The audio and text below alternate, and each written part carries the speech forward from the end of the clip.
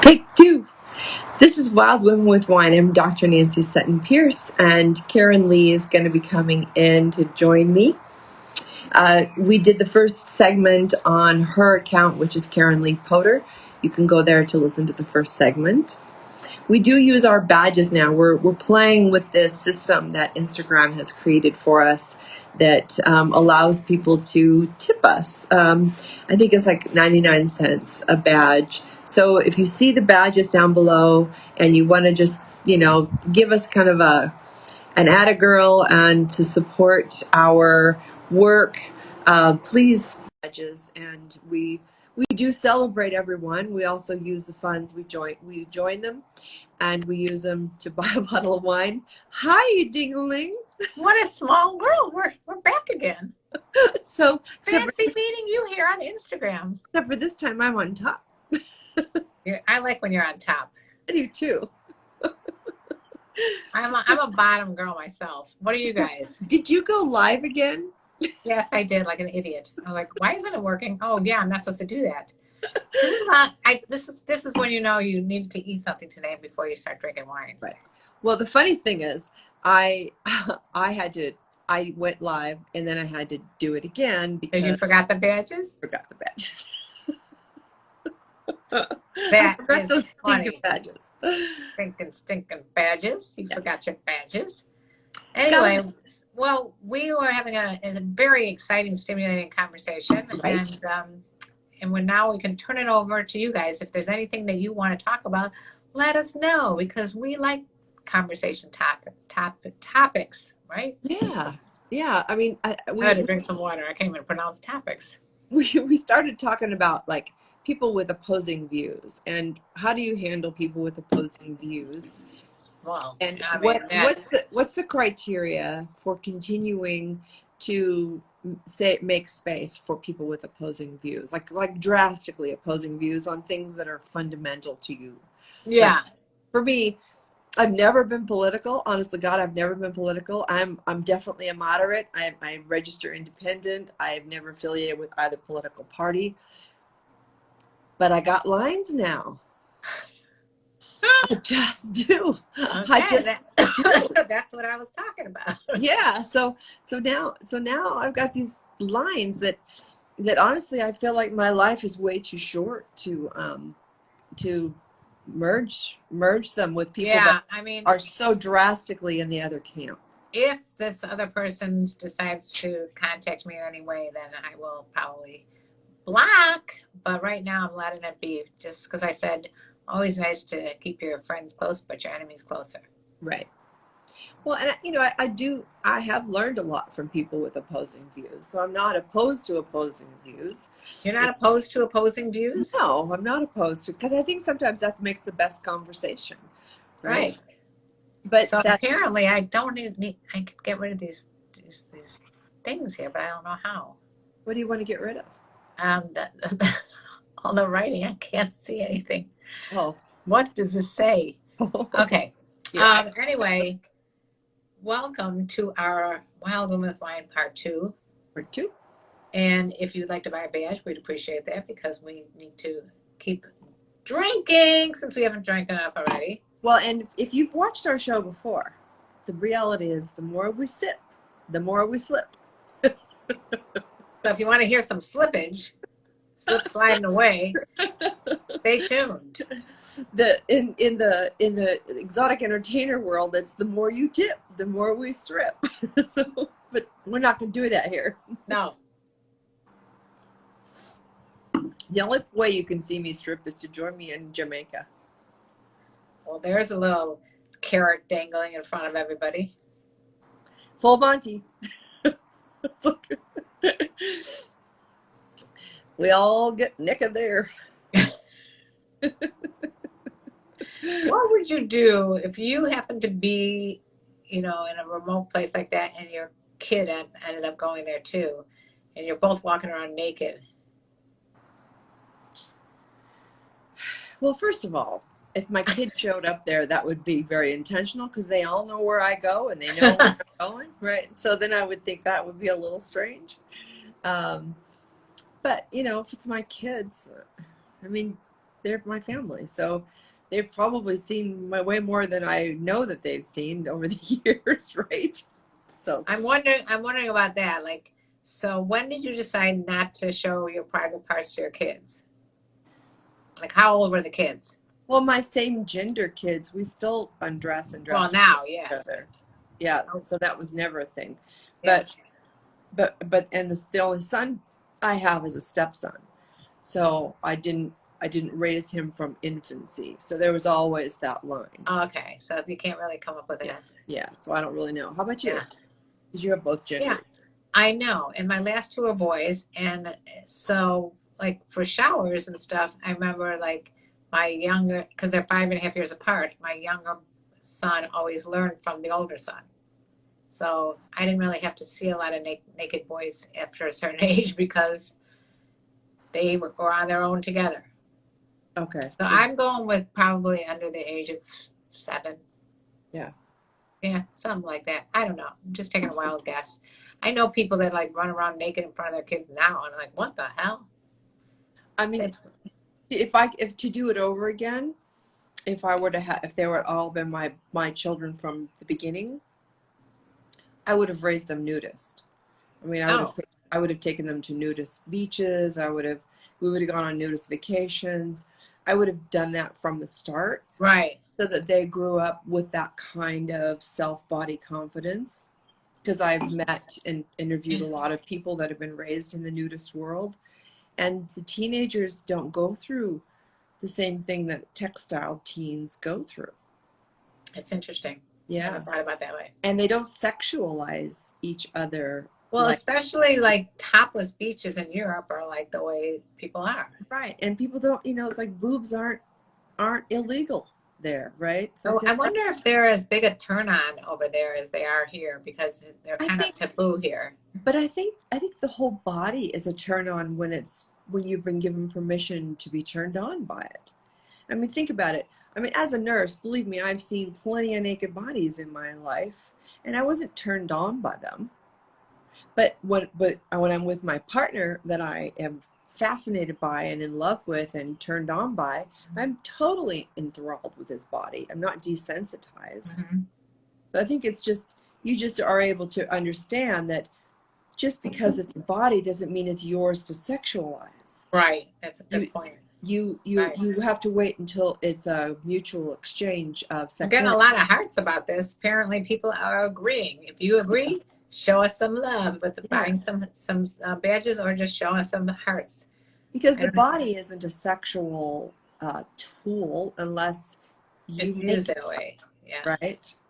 It's like when an adult sexualizes something for children, they think, oh, a little kid being naked, they're humping something, they're sexualized. No, they're responding to pleasure. That's all they know. They're not. It's not about sex. Same thing with a dog. When a dog humps another dog or Right. humps your leg or something, the dog Right. is not turned down by your leg. It's trying to show some dominance. Right. Well, and it's because it feels good, right? I don't know if it feels good or something that they think they needed to do. It's hard. I've never been able to ask a dog. Does that And feel my good? my dog has said many times that it's more of an aggressive thing. Okay. He's told me that. Your But dog. then again, he's a very self-confident dog. So yeah, so I think I love the nudist mindset in terms of body image and self-image and I mean, coming from Chicago, you don't want to walk around nude too much because it's very cold. well, I mean, clothes obviously were designed for a reason, not to hide us, but to protect our bodies, right? So yeah, no, I mean, my husband every once in a while will tease me, and in the winter he cranks up the heater to 85 in the house so that I'll strip. It's like, oh, you're comfortable. I'm much more comfortable being naked. So it's like, Yeah, I found that out recently about myself that I'm comfortable being naked. yeah. So Brady says he thinks in the U.S. it's become too obsessed with shaming others at times. It's always been that way in the U.S. The USA is like one of the most puritanical, backward, Yeah, why? And why? sexually oppressed countries in the world. But why? Why do people want to be sexually oppressed? I mean, it's like It's words. the It religion. used to be like Republicans were like the conservative, and then now the Democrats are even more conservative than the Republicans are. It's like, why is everybody so conservative? Like, Yeah, let's let it all hang out, baby. I think religion Isn't that way still more has fun? You us. think it's religious?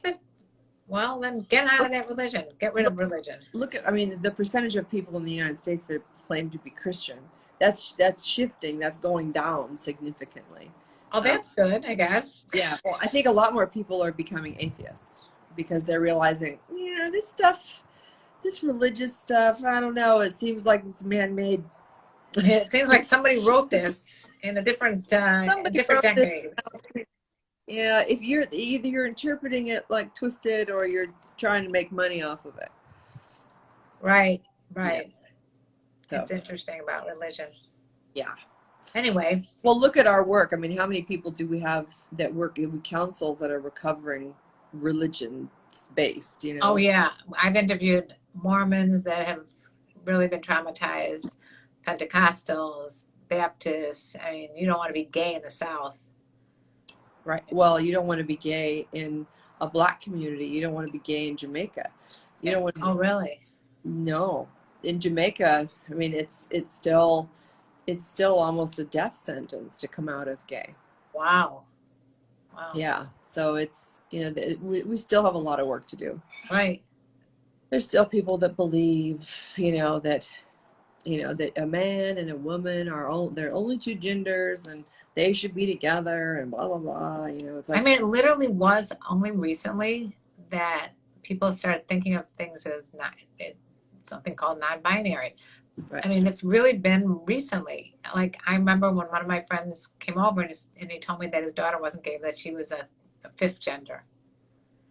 And we all what's that? But now, and that was only I would say that's 10 years ago. So it's only been the last 10 years that people have realized that there is such a thing as being not associated with a gender. In this country. Right. I mean, in the American Indian culture, it's been around since then. I mean, right. I mean, in many other cultures, many, many, many, more than not. Back in the ancient Greece. Yeah, definitely. Yeah. And sexual orientation's always been much more fluid. Mm-hmm. I mean, look at when I always crack up when people say, oh, heterosexuality is the main one. And well, that's been the default because we've shamed and murdered people for saying otherwise. So what do you think people are going to do? They're going to lie. Right. We learned to lie at age 4. So right. if you're going to punish somebody for being who they are, they're going to lie. That's just there was this guy on TikTok that said he's a grown up, and he said he just always thought he was gay, and then he's only recently been attracted to women. And he went back and looked at it has a lot to do with his childhood and trauma that he went through. But he just realized he's very fluid. I think probably the majority of human beings are fluid. It's just a question of societal norms. Availability, circumstances. I mean, look at how many men in prison have sex and relationships with other men. Or women. And women too. I mean, it's like, in the military, you gotta use what you got. Right. Right.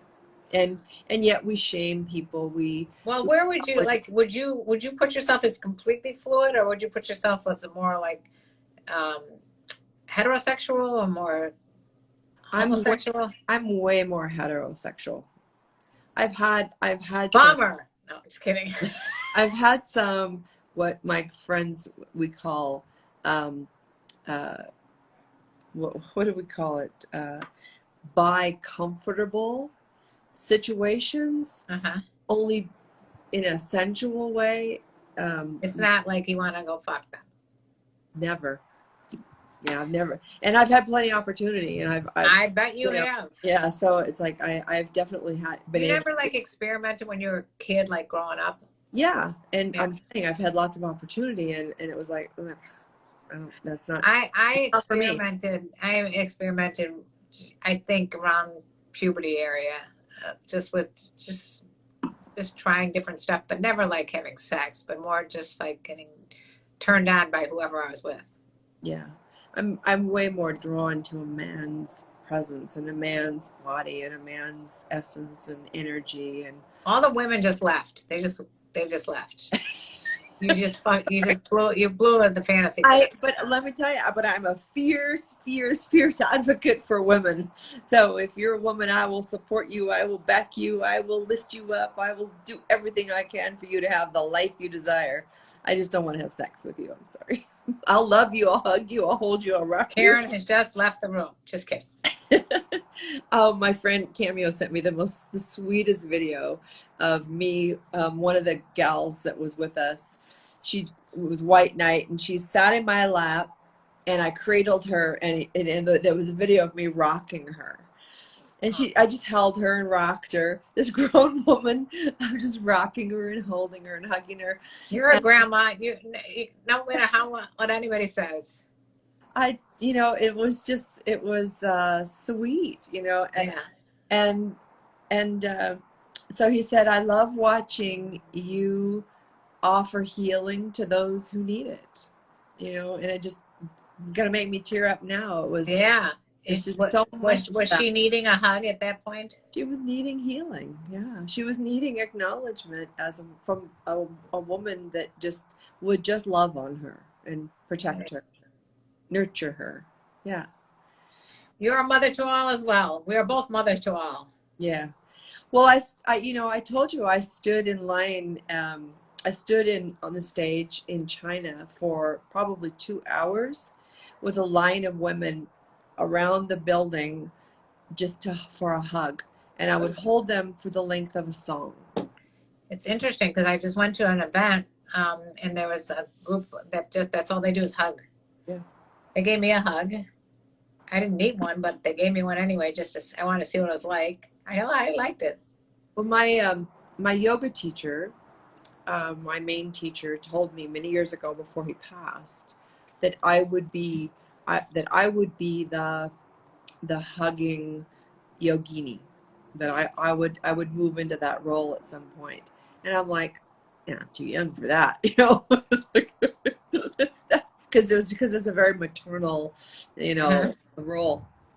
I know. I think both of us have this need to feel we feel good when we provide motherly nurturing to people. Yeah. Maybe it's our Libra sense. Maybe it's that we were both brought up by different mothers and fathers. So yeah, and it's just that unconditional love that we know. I mean, I did have my mom that I was raised by. She was very affectionate, and I can remember her holding me and rocking me, and I had a dream about her after she died, that I met with her and she held me cheek to cheek for as long as I needed to be held. Wow. Yeah, and it was such a power. It was a moving experience. It wasn't a dream. It was an experience, and that shifted me in terms of holding people. So when I hug people, when people come and they need to be held, I will hold them until they pull away. Yeah. Apparently, like Cam was reading some book about that, and if you pat someone on the back, that's a no-no. That's like hold. I'm done. Yeah, exactly. You want to hug, and you don't let go until both of you guys are ready to let go. You do not start patting. Right. But it's the same thing with my dog. Sometimes he just wants to go.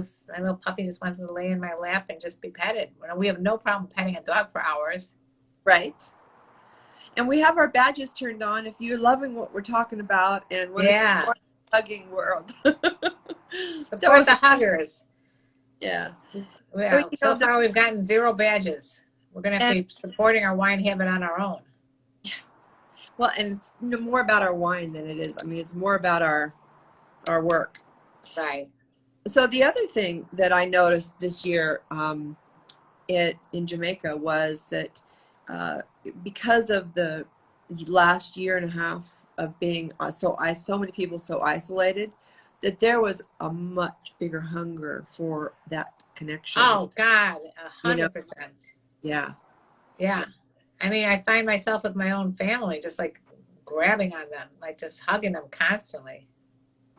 So Brady wants to know do we believe that more men should start learning more about evolutionary psychology for dating and monogamy?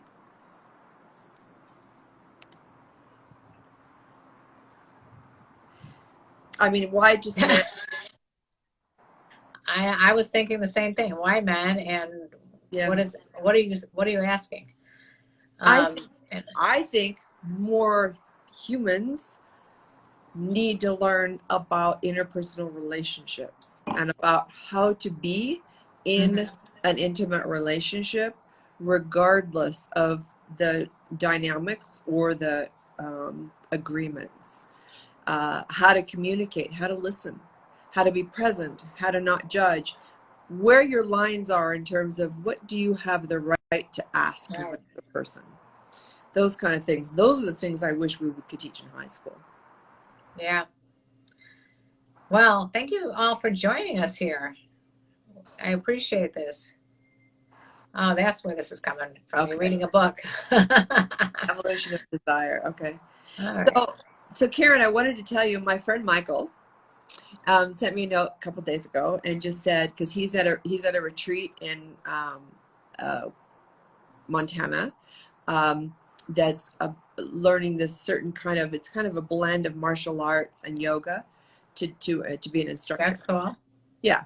And he wrote and he said, we had a special guest speaker come and do a private talk for us, however many people are at this retreat, Christopher Ryan.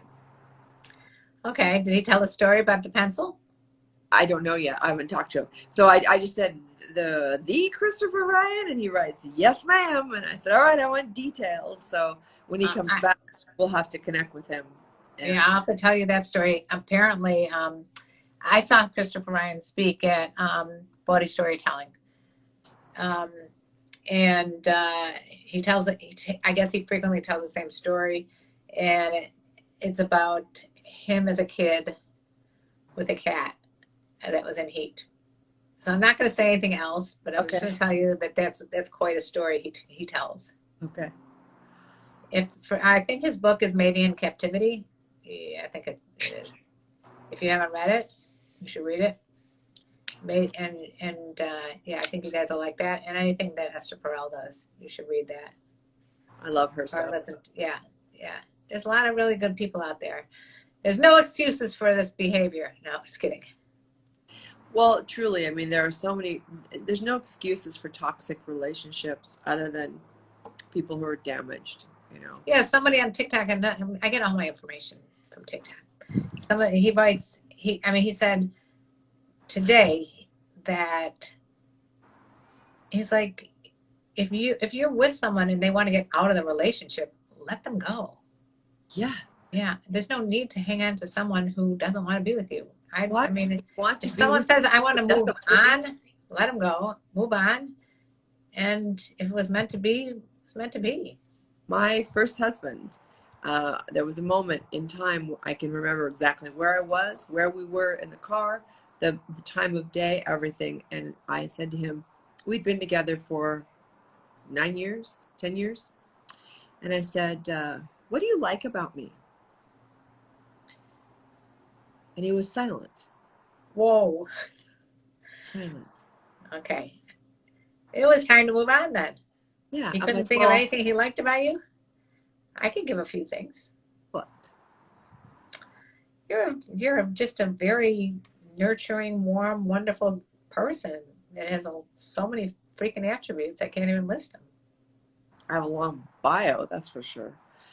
But No, you're just a genuinely good person. I think that's what I love about you the most. You're a good egg. thank you. You too. Don't get me all teary eyed right now. No, And we're gonna hang up I'm in 2 minutes. misty. I'm getting misty. Getting all verklempt. Another Yiddish word. Most people who don't want to let go suffer from scarcity thinking. Brady, you're talking in some language that I'm like, what? I don't know scarcity thinking, but I'm sure it makes sense to you. Well, Hello, Dirty South to you. I think there are people that need to have somebody to abuse, and I think he was one of those. My first husband was one of those people who needed to have somebody to abuse, and so he wanted to keep me around to beat me up because it made him feel good about himself for some weird reason. Why couldn't he just get a punching bag? Well, yeah. I mean, but I think he thought as soon as we had a child together that I couldn't leave him. Yeah. He said that actually. So I know now you'll never leave me, and that was like a red flag. Like, oh, What? I'm watch stuck? me. What? You were like 20 years old. Yeah. So Oh, we're getting a lot of love here.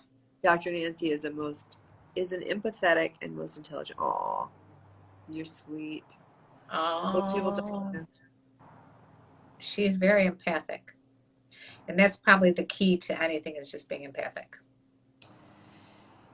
Yeah, and I think, I mean, probably one of my lessons is to get my my ego and my defensiveness out of the way at times to let that empath come through because I'm still human, and You those things are? pop up for me. Yeah, Brady, she's human. I didn't think so, but she is. She said she was. I'm still human, and so there are times like when I'm triggered, like, oh, that's competition. I don't like competition, but yet I'm competitive. So when something crops up that creates that angst of what's that going to take away from me, I have to, all right, nothing's going to take nothing away from me. This isn't about me. This is about them doing what they need to do, and I support them. And I mean, so it's really It's learning. very humbling of you to say. But it's good. It feels good. It's freeing because it doesn't feel good to feel like you're in competition No. in a negative way. I think positive competition of being smart, Sports. of like, kind of gaming. I prefer to be in competition with myself than someone else. I So, think that's why I like golf. do you like golf? I haven't played in a couple of years, but I like golf because I'm not in competition with anybody. I didn't like football because I saw these girls coming at me in gym class. I'm like, take the ball, go. They scored a touchdown. Run! Brady, what is he saying here? Karenlee, Karen, one of the most funniest, sexiest, and creative minds we have. I love well, that. we are the dynamic duo. Thank you, Brady. That was very Yeah, sweet of you to say that. it's true. Very, very nice. It's true. I try to be the sexiest. I'm in competition with Nancy. No, there literally is no competition, and I'm like that with all my friends. I just feel like I'm happy to be in a pack of sexy, vibrant women at all times. The more There's sexy and power. powerful, the There's better. power in a pack, right? Yeah, as long as people are kind, Yeah.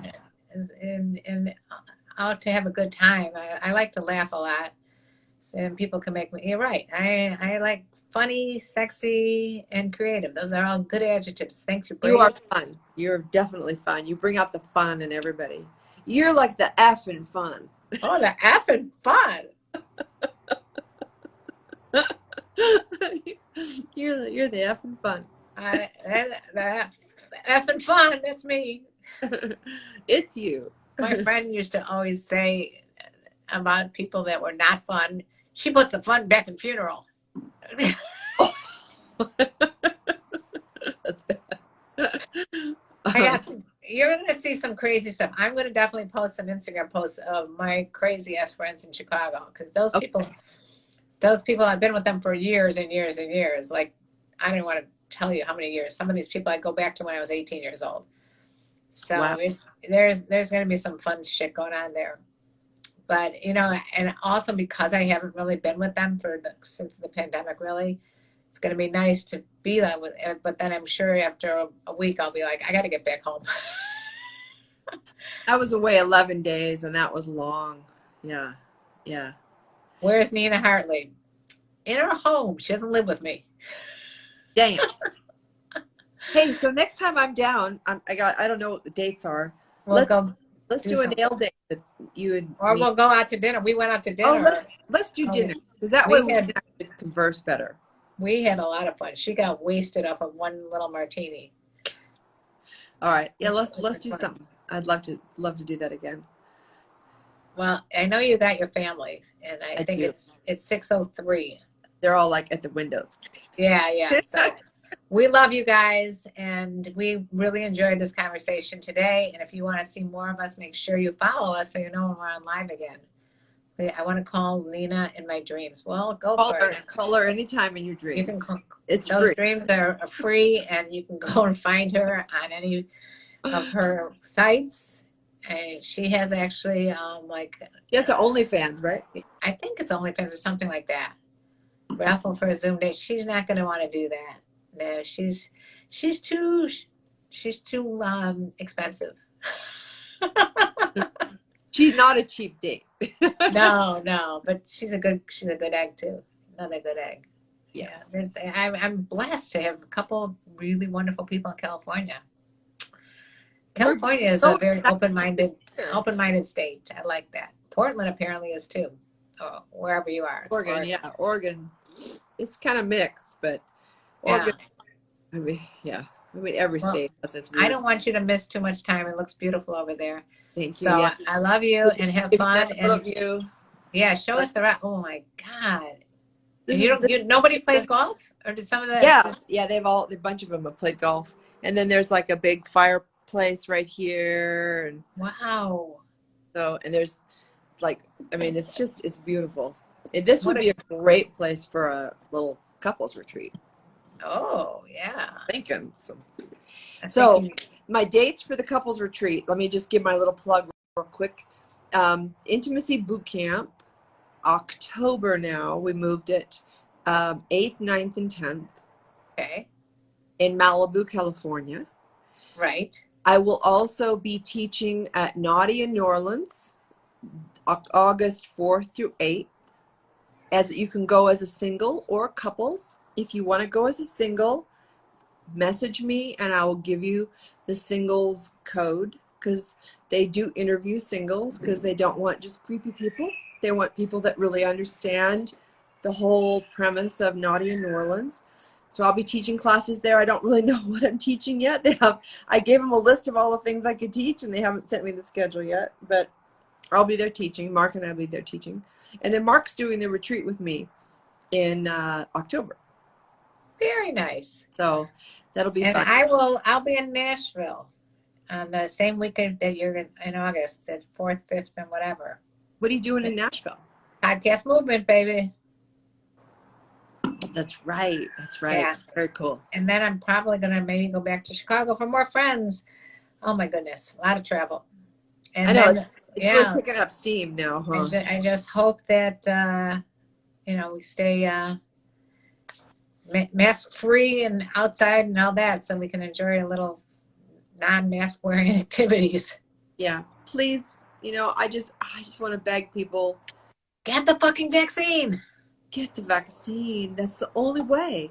I mean, Reading, Mark just told me today, Reading only has like a 33% fully vaccinated rate in Reading. I'm surprised actually that it's 33% in Reading, because that's not the most liberal-minded area. Backwards. People are just, I'm sorry, stupid. It's just stupid. Non-empathic. Oh. All right, we're not going to start that. Go have fun with your family. Anyway, we're vaccinated and we're here having a ball. I'm vaxxed too.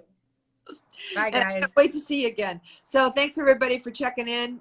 Check out our Karen's podcast, my YouTube channel, the Sex Host Dr. Nancy Sutton Pierce, Karenlee Poter. We're both on Patreon, patreon.com/Karenlee or Dr. Nancy. Support us. We love you. We appreciate you. And we'll be back next week. Karen from Chicago, so we'll have to find our time for Chicago. I'll figure it out. We'll do it. All right. Love. Bye. Bye.